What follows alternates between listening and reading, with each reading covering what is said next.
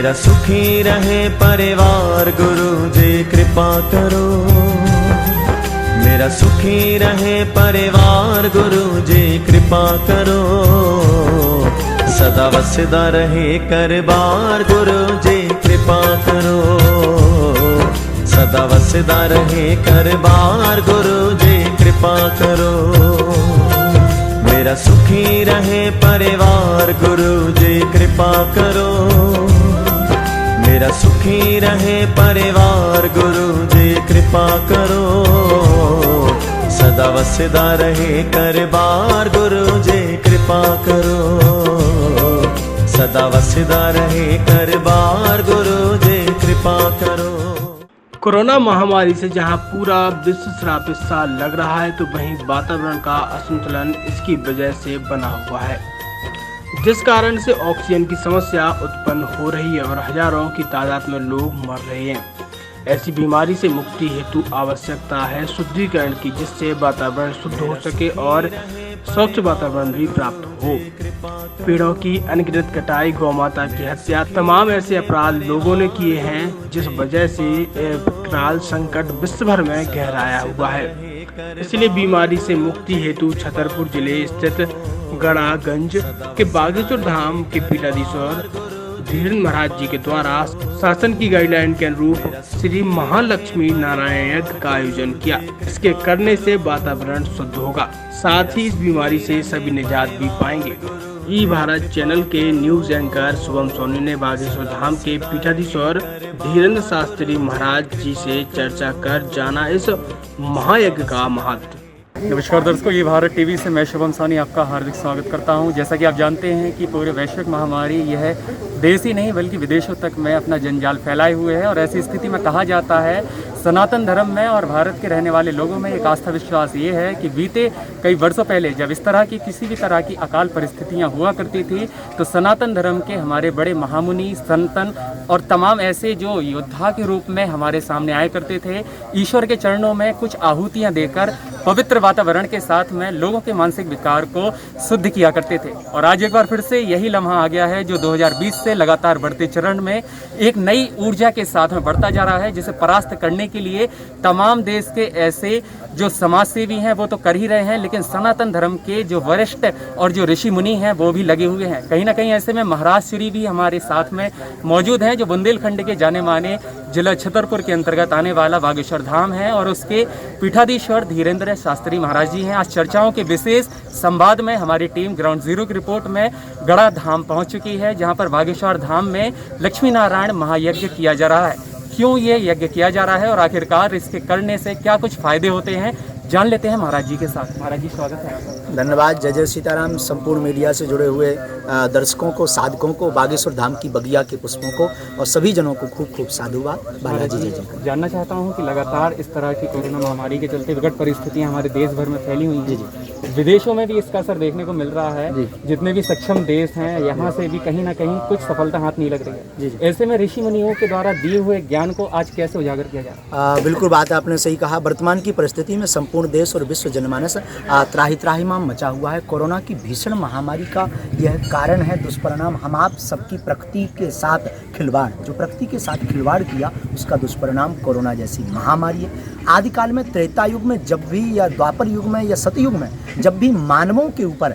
अनेक मानवों के ऊपर जब भी संकट आता था, क्षेत्र के ऊपर, राज्य के ऊपर, उस वक्त के आचार्य ऋषि, जिन्हें कहते हैं रिसर्च वाले को ऋषि कहते हैं, जो ऋषि मुनि महात्मा थे, वो वेदों से मंत्रों को निकाल करके एक विशेष मंत्र के प्रयोग के साथ आहुतियाँ विशेष विधि के साथ करवाते थे, जिसके परिणाम से वातावरण और प्रकृति शुद्ध होती थी और व्यक्तियों का, लोगों का मनोबल बढ़ता था, और ईश्वर की कृपा से, मंत्रों के आशीर्वाद से, मंत्रों के प्रभाव से उस संकट से लड़ने की सामर्थ्यता प्राप्त होती है। लेकिन महाराज जी, कहा जाता है कि कलयुग का दौर शुरू हो गया है, और ऐसे में लोगों का जो मानसिक विकार है उनका भी कहना कहीं ना कहीं यही है कि कोरोना का असर ये धीरे धीरे कलयुग की ही देन है।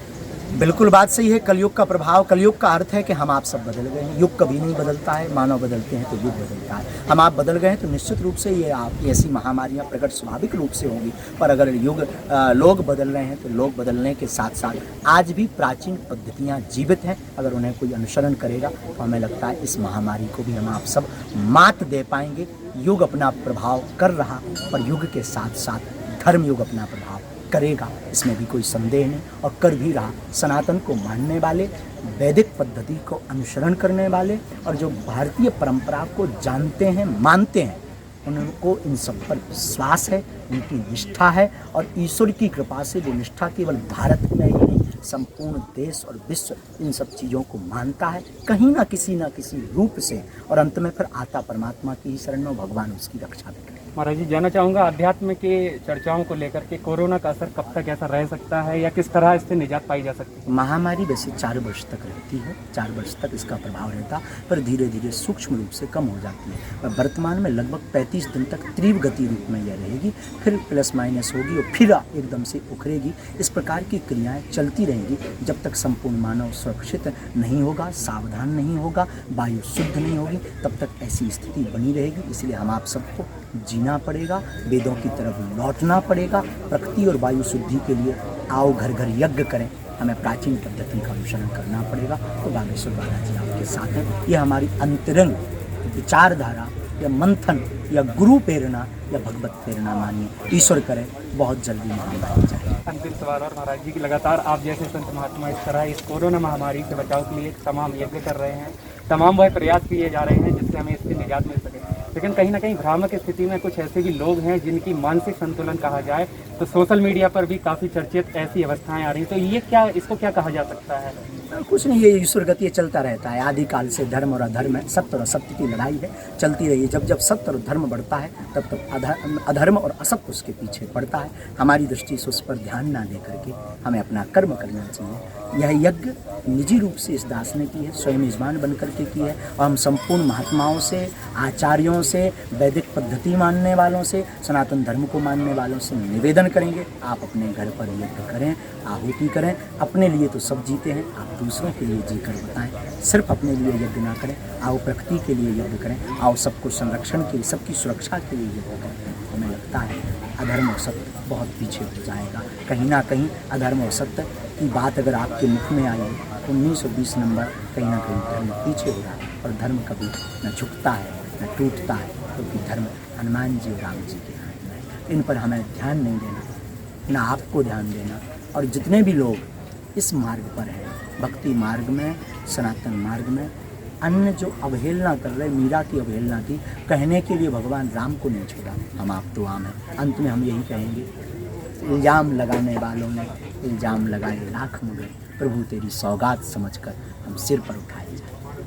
धन्यवाद महाराज जी। और इस तरह से अपने वक्तव्य से, कुछ खास वचनों से उन लोगों को यह शुभ संदेश दिया है कि ये सत्य और अधर्म, धर्म दोनों ही सत्मार्ग के साथ चलते हैं। निष्ठा और आस्था आपके संस्कारों में अगर है और विरासत में मिली है तो वाकई इस कोरोना जैसी महामारी को हराने के लिए कहीं से भी आप पीछे नहीं हो सकते हैं। सिर्फ आवश्यकता है तो सकारात्मक ऊर्जा की और अपने सनातन धर्म को पहचानने की, जैसा कि महाराज श्री ने बताया है।